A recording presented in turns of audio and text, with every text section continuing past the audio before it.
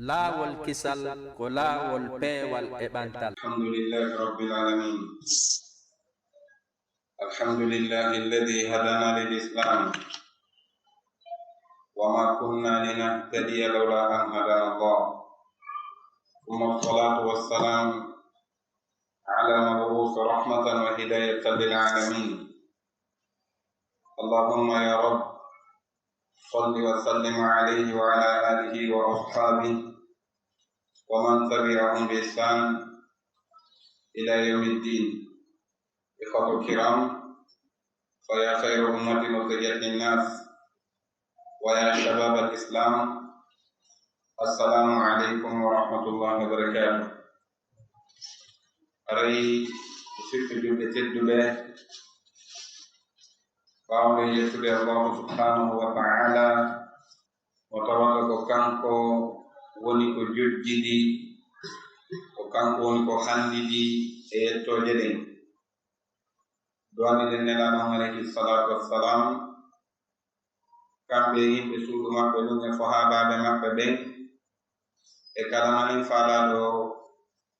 ñentingol ko ɓe acci kon ha ñande ngalloɗen damgal dari. Aray waajide tawmi ƴettude yewtere nden, mbiɗo noddi hoore wondude moɗon notagol ko joomi meɗen noddi en konka Qur'an woni hulgolno. Joomi meɗen subhanahu wa ta'ala o seerade areji ɗuɗude sunamo nodden min nahule joomi moɗon. O nodday fuu ya ayyuha nnasu ttaqu rabbakum alladhi khalaqakum min nafsin wahida. Kono yimɓe hule jooma moɗon, on taguɗo on immorde sittandu wutu. Wa khalaqa minha zawjaha bassa minhuma rijalan kathira wa nisaa wattaqullaha alladhi tasaaluna bihi wal arham inna allaha kana alaykum raqiba. Tagi on immorde sittandu wutu, o itte no fittandu ɗum kadi genda may, o sakiti immorde ɓen ɗon ɓe ɗiɗo worɓe ɗuɗuɓe kañumen sonnaɓe ɗuɗuɓe.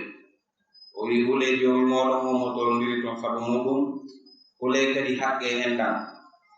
Joomi moɗon o yendi, o seerani sanani mo andi ko wonɗon e golluɓe. Haray usiɓɓe julɓe tedduɓe, aray ngala juutinde on wowiri noon ko 45 minutes. Aray en jumlay ɗum seeɗa ɗum faala yewtude raɓɓindingol ko shabab wal ilm, sukaaɓe ɓen kañumen ngarduɗen gandal. Sinon ɗum waɗi sey miɗo yonnade sukaaɓen seeɗa ko tawde ɓe mari responsabilité mawnuɗo. Buye meɗen noon hande anda responsabilité e valeur ko jogiti kon. E tawde kadi her sey woni mawɓe no hakkundeji meɗen ga ɓe ɗuɗa moƴƴa. E kadi koko maɓɓen sincani jango ko enen hani darade, ko enen hani kippude ɗum. Jonnon enen ɓeɗoɗen sukaɓe hande eɗen mari lawru janoykaɗo ɗen dina wiyeteka l'islam. Waɗi kon fu taw suka ashab no wi ka arab ashab, suka kaɗoɗen dina ko Allah subhanahu wa ta'ala o okki en, o sukaɓe ɓen o halfinika. Ndaare dendanangal annabaɓe ɓen ɓe fof maɓɓe o sukaɓe wonno. Fuɗɗori annabi Nuhu alayhi salatu wassalam, addi ha e nelaɗon alayhi salatu wassalam. To ndaari annabi Ibrahima alayhi salatu wassalam, o suka wonno wona mawɗo. Ndaari ko feƴƴuno hakkunde makko e yimɓe makko ɓen, o wi'i wa tallahi la akidanna asnamakum ba'da an tuwallu mudbirin. O wi mi wodiri joomi am, mi fewjanay sanamuji moɗon ɗi tuma ɓe hucciɗɗon. ladadi faja'alahum judadan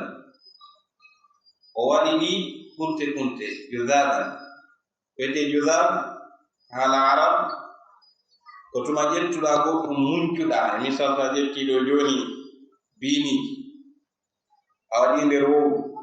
a uni haɗaɗi wete judadan faja'alahum o waɗi sanamuji ɗin judadan o munkiɗi kanko annabi Ibrahim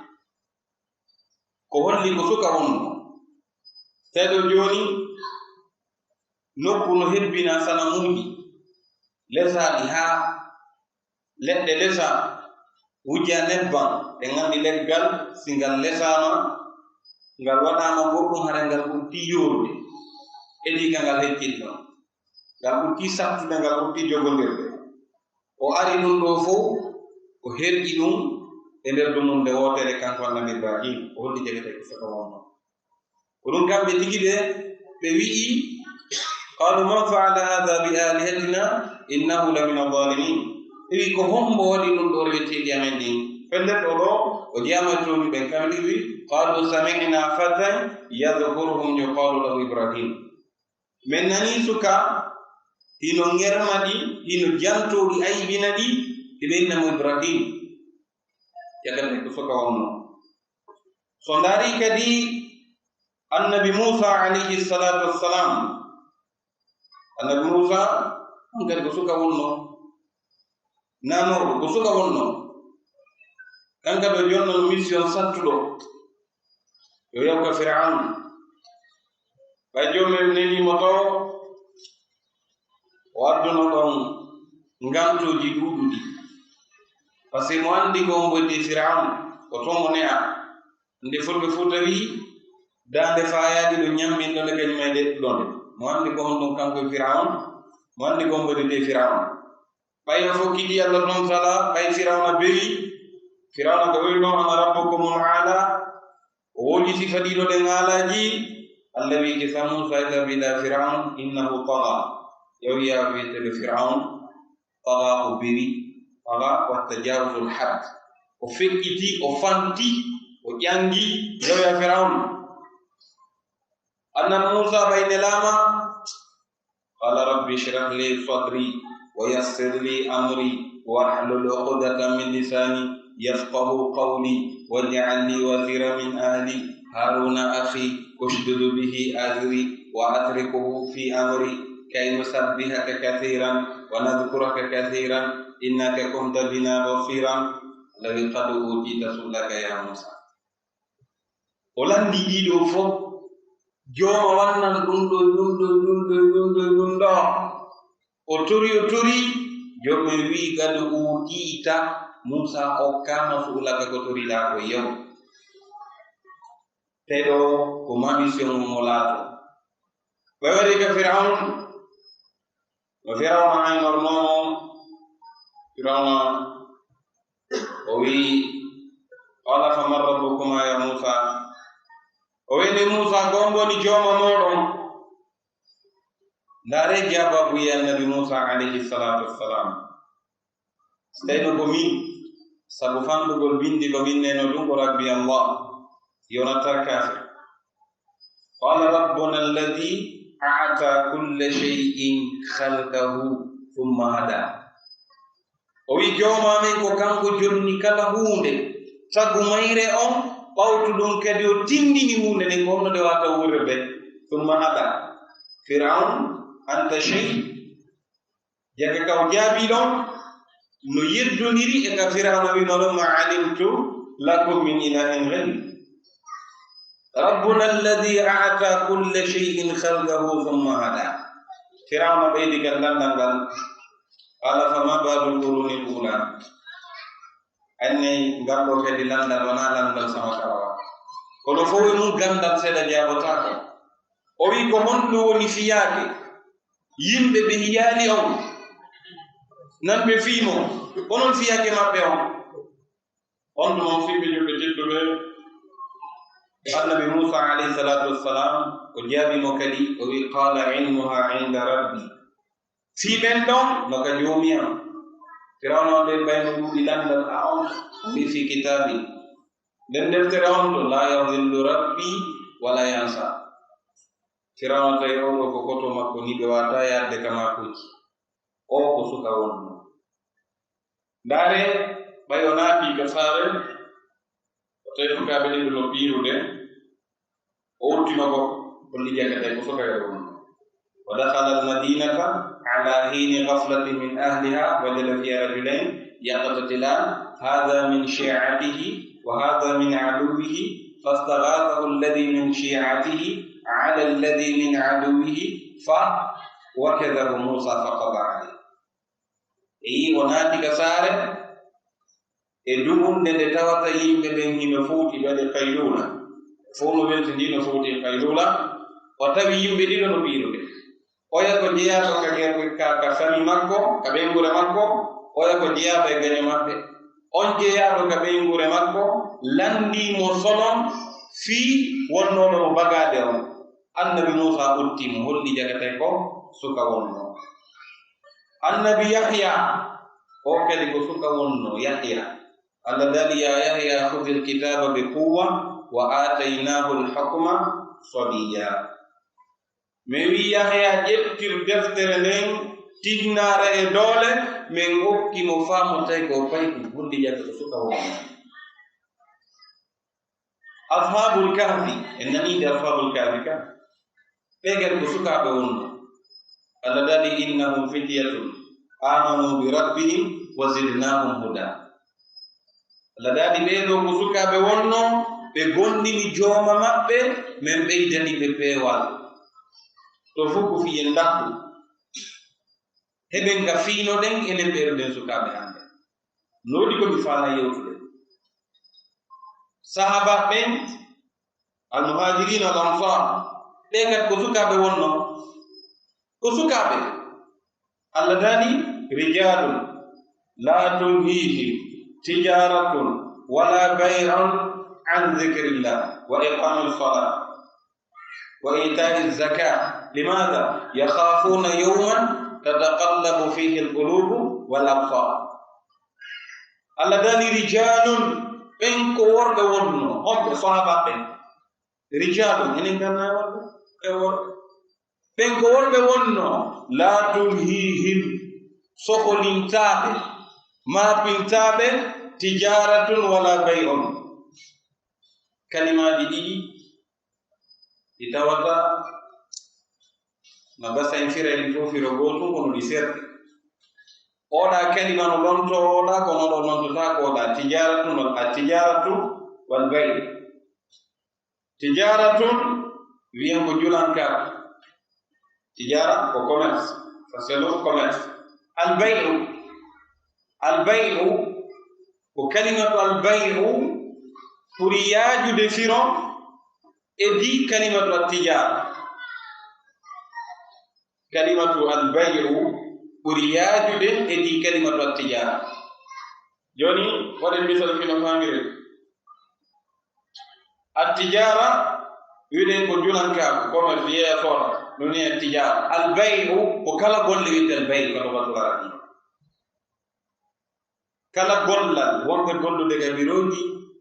wonɓe yeeyude fof albay'u wiyete ka logatul arabia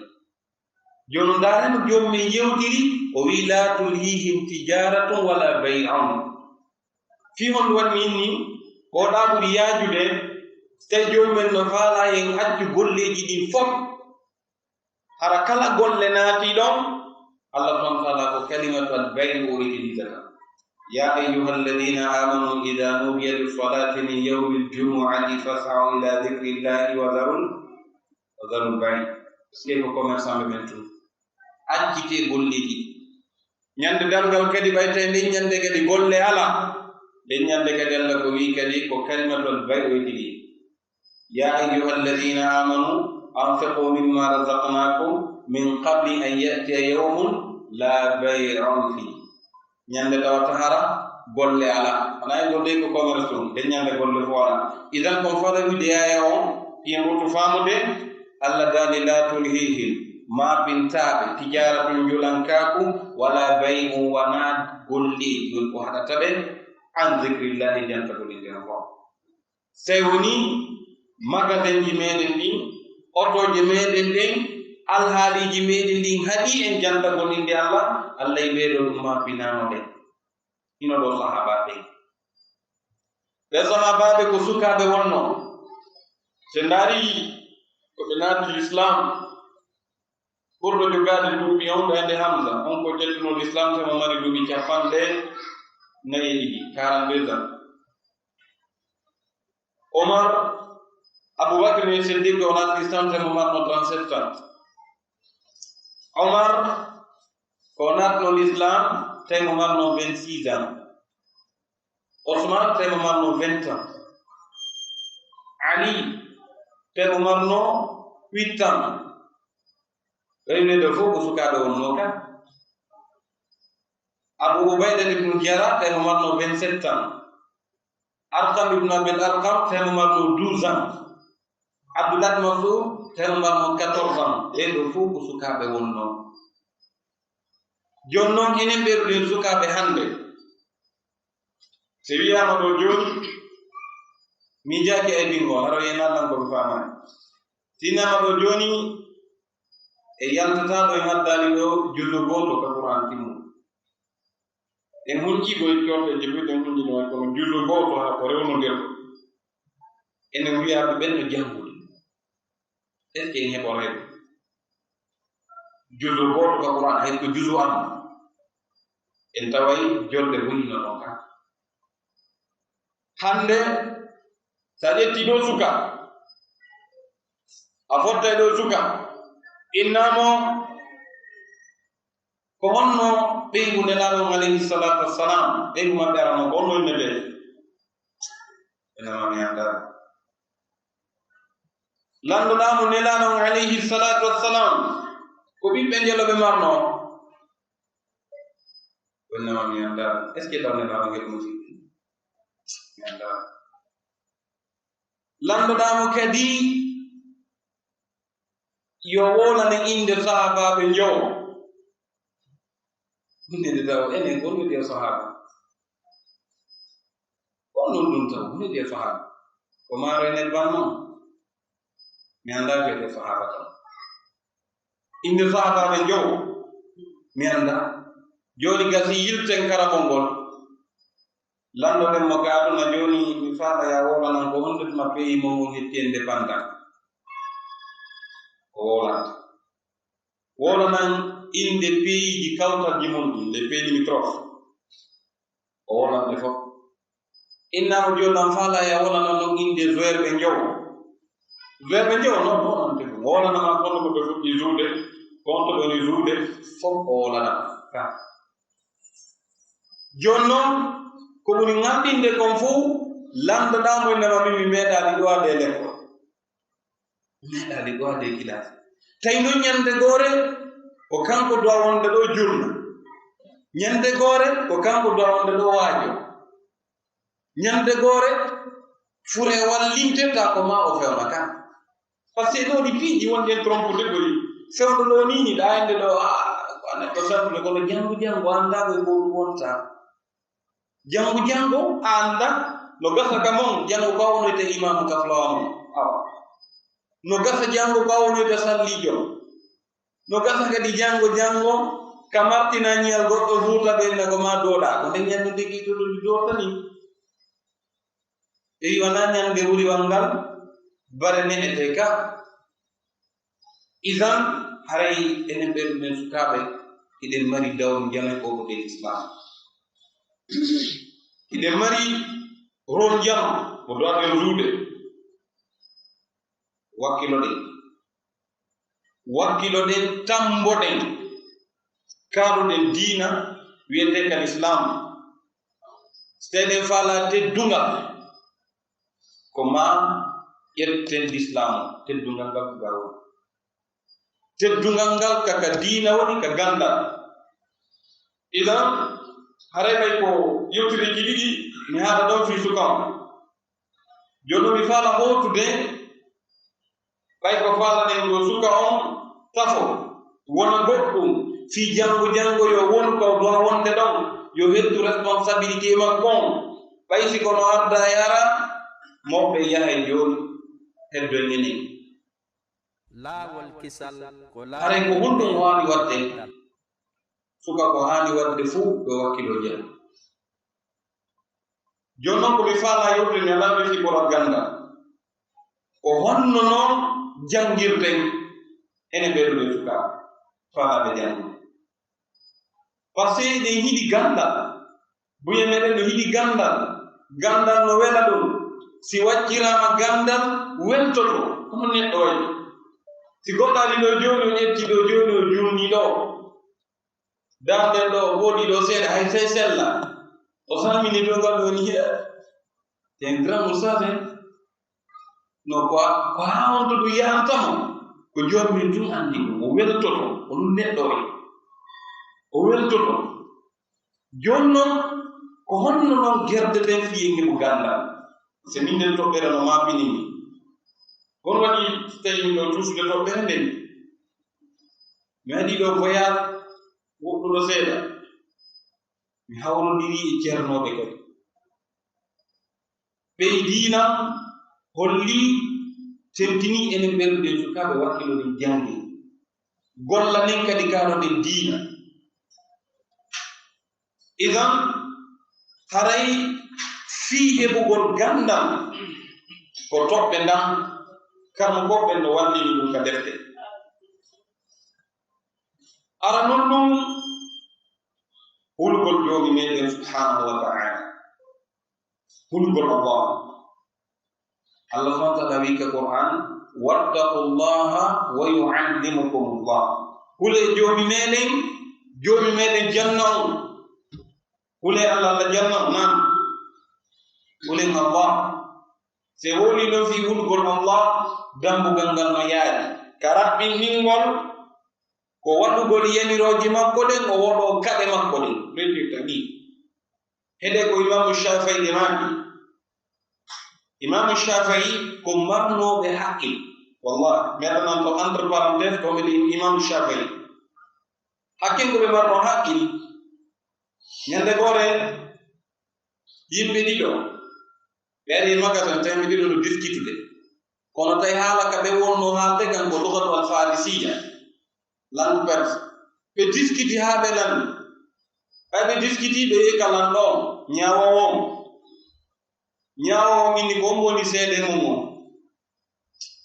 ɓe ni ha ɓe ngala seede nde sina suka gooto sayno takkam wiyetenoɗo imamu shafii ɓe noddi imamu shafii imam ay ɓe ari ɓe wi min nde mi nani ɓe diskita e lugatul farisiya tawi mi ala faamude ko muɗɗi kono lan hunƴi ko ɓe woni ɗon fof tawi fonuga hoore maɓɓe nda ɗo jooni misal haala janana yimɓe ɗiɗo no diskitude hunƴoɗa ko ɓe woni gon fof imamu shafii ko ni ɓe jogono haqqi ɓe makayno kadi mi yatano ka marché fiyata ɓe hunƴo ko yimɓe ɓe wolata ko si ɓe yanoga marché ko yimɓe ɓe sodata ɗuma fof ɓe hunƴoɗo ko muɗi ɓe makayno ko ɗum hatta ɓe yaaka marché ñande goon noon ɓe heɓno probléme acce wonmen probléme maɓɓe on ɓe yeggiti bindi maɓɓe ni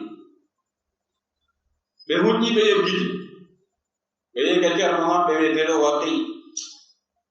ɓe explique ɓe explique ani shafa wiyetugol allah woɗɗi toon yeddugol allahu subhanahu wa taala tawi ko ɗum e probléme ɓe mari wiyama ko tundawal sonnade ɓe ndaari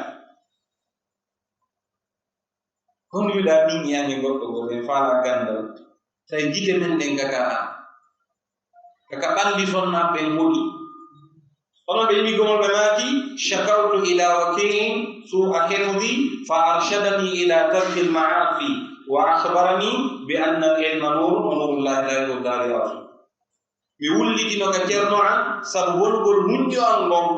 o yaɓirinmi attu yeddugol allah o wi gandal ko annora jomumen o jonnata o yeddayɗo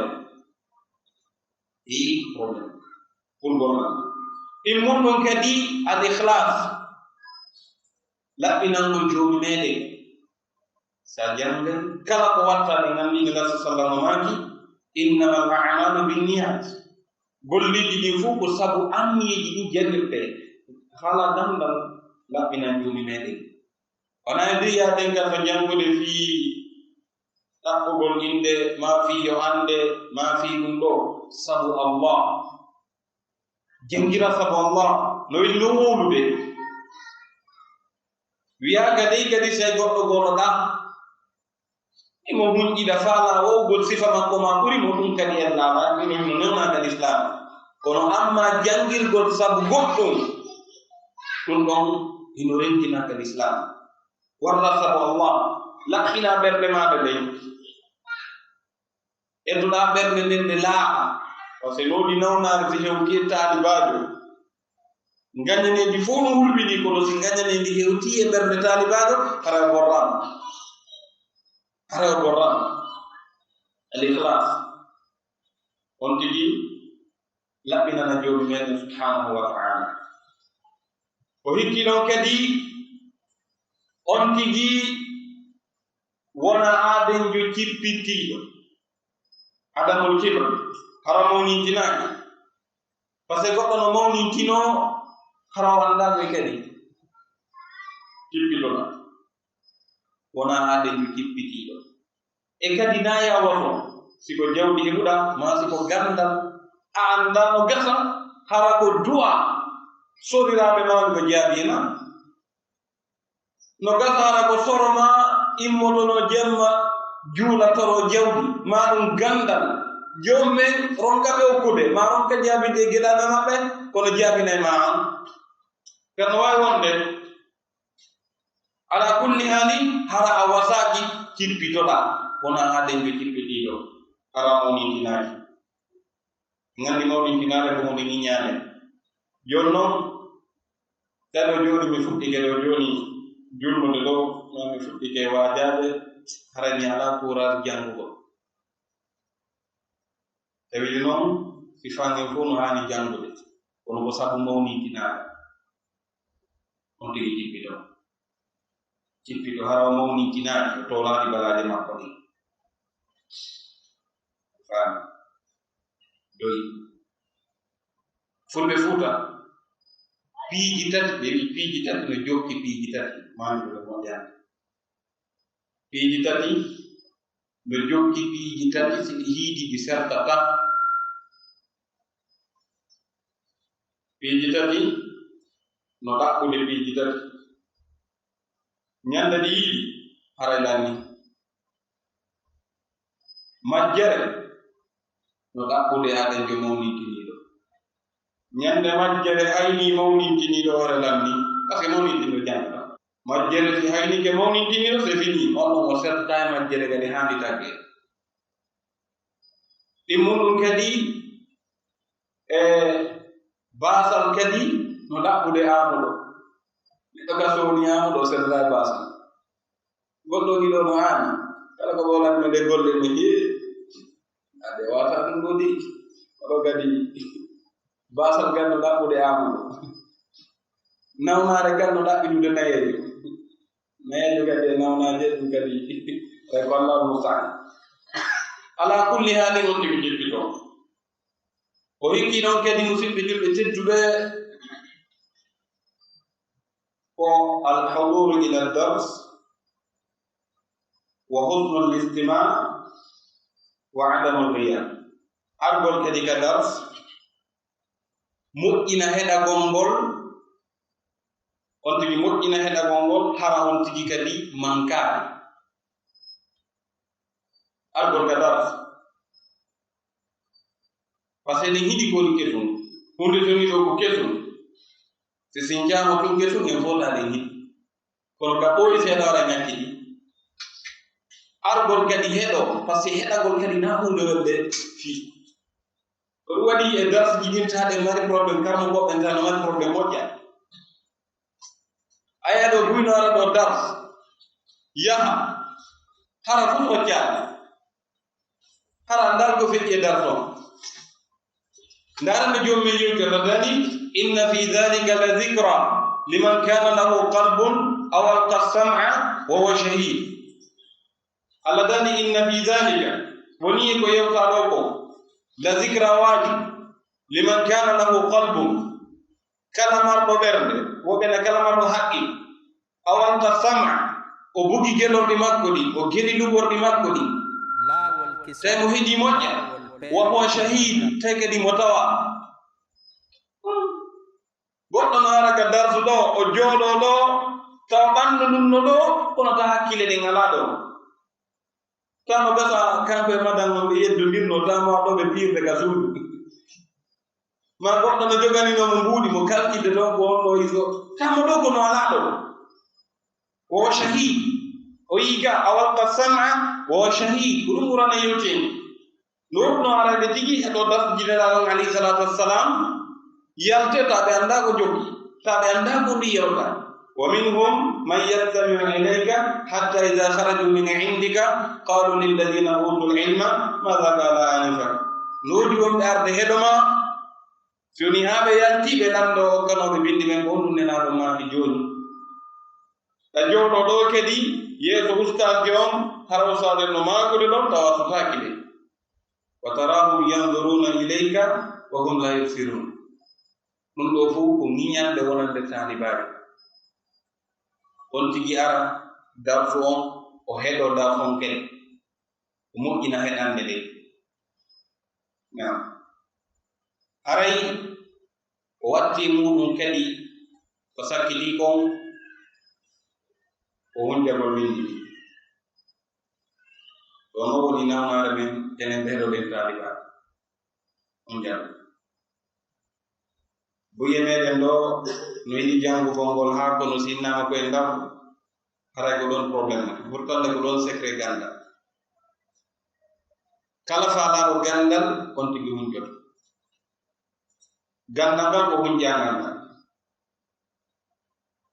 gandal ngal ko hunjangal sa jangi a wattali ka hoore haray on tigi accani ka deftere ɗon son digacci ɗon ɗon ni no jogiti gandal waɗi karma koɓɓe no rewɗina moƴƴa hunjagol bindi ɗi waɗi kala ko jangata endo ko wona ka hoore ko fande ko ɗum fandi ɗum no wiyete gandal no woɗi kadi dumunde nde tawata on sa'a ɗon hino wacca ɓuran on wacci on sa'a ɗon immagol duka bindi muɗum ni teddini noon taalibajo faamaɗo gandal on sa'a ɗon o hanari wirtinaɓe immagol jemma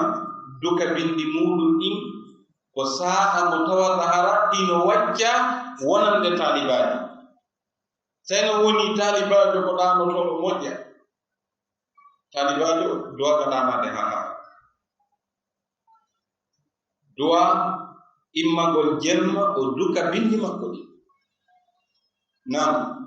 Allah subhanahu wa ta'ala ko ɗum wolanina ɗon ya ayyuhal muzammil qum al-layla illa qalilan nisfahu aw inqus minhu qalilan aw zid alayhi wa rattil al-qur'ana tartila inna sanulqi alayka qawlan thaqila inna nashiyata al-layl hiya ashaddu wat'an wa aqwam qila saali jelmani ɓurata hawrindinde onɓe faamugol ɓerde nden e kadi ko ɗum ɓurata ñinnude konngol ngol immagol jelma duka bindi muɗum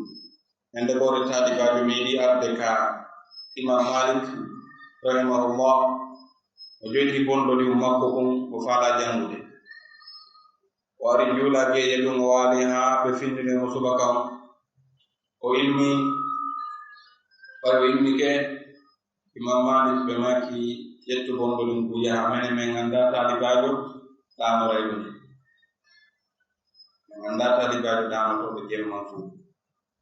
imamu shafai rahimahullah ɓe maki ida kana laylati laylatu jifati wa nahari naharu himari fa kayfa asna billadi aktub ɓe maki sey jemman o woni jemma jiiɓe ñalorman on woni ñalorma babu ko honno mi waɗata bindiyandi bi maana sey jemma mi ɗanoriwa ko maayi jiiɓi min minotako ka ɗanoriwa ko maayi jiiɓi ñallal ngal mi waɗiwa babu mbabba gollal ngo larno ko honno mi gardata e bindiyandi idan hara hino probléme meɗen on jemmayɗen ɗanade ha haaren ñallal ngal siirere yalti gorgorononen ɗon hankiiɗi ɗe hara wiyendi ɗen jangude haray musidɓe julɓe tedduɓe ɗeɗoɗen toɓɓe etoɗen mo kala e meɗen ñawdora fi honɗum waɗi hande makkuji ɗi no ɗuuɗi wolayɓen no ɗuuɗi tentini kadiɗo ɗe réseau sociaux ji ari mo kala e men si wawi toon wiwde bismillah rahmani rahim mo kala wolay kono jangugol ngol men fandini mi adda ɗo gimol imamu Shafi'i ko ɓe maaki akhi lan tanala al ilma illa bi sittatin sa umbika an tafsiliha bi bayani ɓe maaki sitto a heɓata gandal dey lam a heɓata gandal si wona a golligirɗiji jeego ɓe maaki zaka'um ko ƴoƴugol e faamugol e haqqil ma wona den ɓe ƴoƴugol ɓe maaki kadi wa hirsun il faut ki taw gaɗɗa renɗani gandal ngal ɗaɓɓude tata hiɗiɗa faala